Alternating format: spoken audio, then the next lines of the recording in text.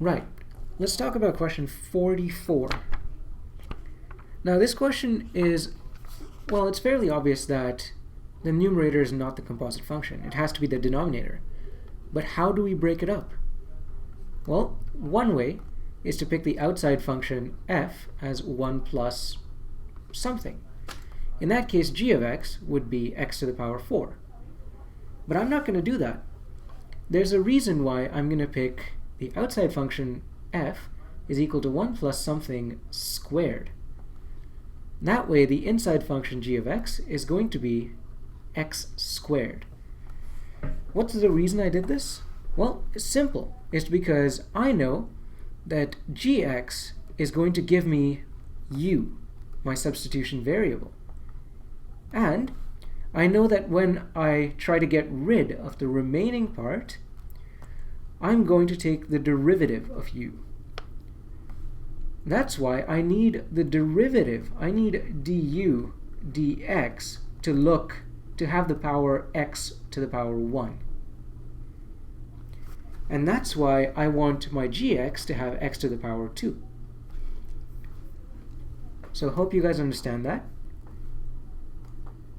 Now, that's why I picked gx as x squared. So let's start with u is equal to x squared. Then, obviously we have to get rid of x dx. So as usual, we take the derivative. We get 2x. And obviously constants are not that much a problem because we can just shuffle them around. We don't need the 2 over here, so what I'm going to do is I'm going to cross multiply that. We do need the dx, so I'll bring it up. We have du divided by 2 is equal to x dx. So now that we have our replacement, let's begin our substitution. The new integral is going to look like this. 1 divided by 1 plus u squared, because it's x power 4. The x dx gets replaced by du, and I'm just going to put the half outside because constants don't matter.